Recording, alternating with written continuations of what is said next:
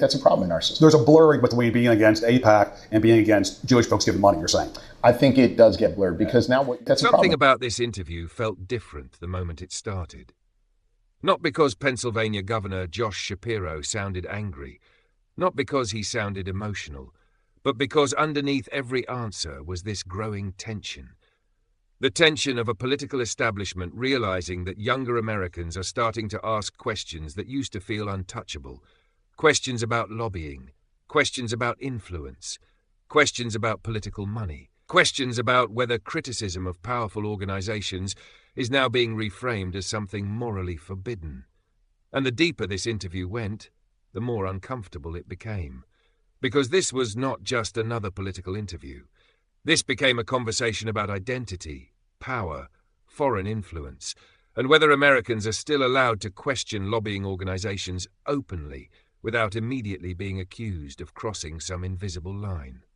The atmosphere changed the moment Shapiro started framing criticism of AIPAC as something that could silence certain voices in politics. I don't know. And look, it's never been an issue in any of my races at the state level, but I do think it has cynically been used by some. I'm going to make this a broad statement, not about the race here in Philly, but I think it's been used cynically by some to try and silence certain voices, to try and say that certain people participating in politics shouldn't count or should be viewed in a toxic way. Now, do I agree with every political decision they've made, every endorsement they made? Of course not. Have they hurt themselves, do you think, AIPAC? But I think what we have seen is a weaponization of that, and I think that is a danger for our system. When you have people who are... And before we go deeper into this, if you have not subscribed to Progressive Wave yet, take a second to do that now. Like this video and leave a comment below, because conversations like this matter, and platforms rarely push voices willing to openly question powerful political narratives.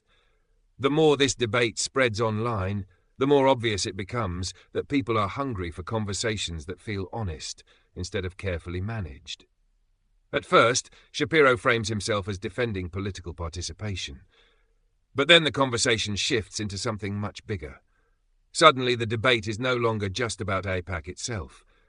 It becomes about whether criticism of a lobbying organization is now being emotionally fused together with criticism of Jewish identity itself. That is the point where the internet immediately locked onto the interview and started replaying the same exchange over and over again. That's a problem in our system. There's a blurring between being against AIPAC and being against Jewish folks giving money, you're saying? I think it does get blurred because now what you... That moment became the emotional center of the controversy. Because critics immediately responded with the same question: are people criticizing a lobbying organization, or are they attacking Jewish people? Those are not automatically the same thing. And many viewers felt Shapiro was collapsing those distinctions together in a way that made political criticism itself feel dangerous or socially radioactive. Then critics started bringing up another uncomfortable comparison. Figures like Bernie Sanders have criticized Israeli government policy and AIPAC influence without framing every disagreement as hostility toward Jewish people. That distinction matters to a lot of Americans watching this unfold, because once every criticism becomes morally untouchable, debate itself starts collapsing. And people can feel that tension growing across social media, political podcasts, and younger voter spaces online. And if you're watching this right now and feel like political conversations are becoming harder and harder to have honestly, comment below. Because millions of people across the political spectrum are feeling that frustration build in real time. People increasingly feel like certain subjects come with emotional penalties attached to them, where asking difficult questions immediately shifts attention away from the issue itself and toward accusations about motives or intent. Then the conversation shifts into an even more explosive direction: foreign lobbying influence itself. The commentary surrounding the interview starts bringing up the Foreign Agents Registration Act, historical debates surrounding lobbying transparency, and long-running questions about whether foreign policy advocacy groups should face stricter scrutiny regardless of ideology or country. Whether people agree or disagree with those arguments almost becomes secondary to the larger political reality underneath all of this. Americans increasingly feel like powerful institutions are deciding which conversations are acceptable to have publicly. That perception is spreading fast, especially among younger generations who consume information differently from previous generations. They trust legacy institutions less. They are more skeptical of official narratives. And whether political elites like it or not, conversations about Gaza, lobbying influence, donor power, media framing, and foreign policy are no longer staying at the margins of the internet. They are becoming mainstream political discussions in real time. Then comes the exchange that may have done the most damage politically.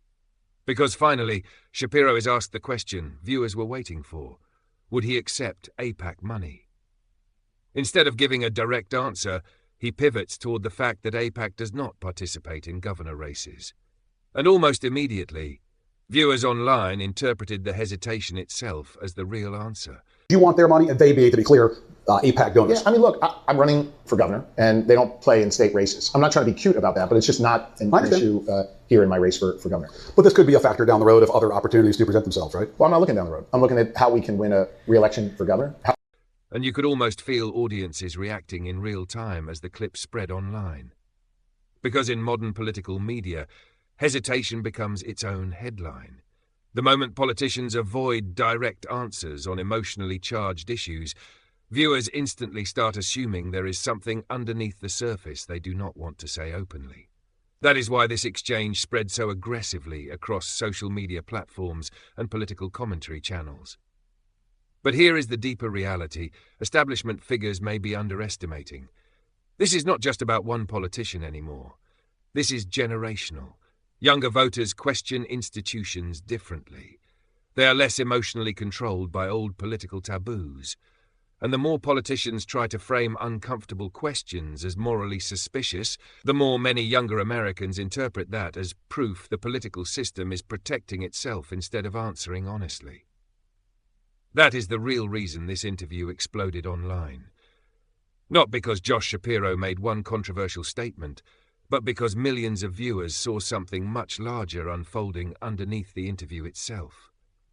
A collapsing trust between political institutions and a generation that increasingly believes powerful networks shape public narratives through emotional pressure, selective outrage, and carefully managed boundaries around acceptable debate. And now the political establishment is facing a problem it cannot easily control anymore. People are no longer just listening to official narratives. They are dissecting them frame by frame, clip by clip, contradiction by contradiction. And if you made it this far, subscribe to Progressive Wave right now and turn on notifications, because these conversations are only getting bigger from here. Like this video, share it with someone else, and comment below where you think the line exists between legitimate criticism of political lobbying and genuine prejudice, because that debate is shaping the future of American politics right now.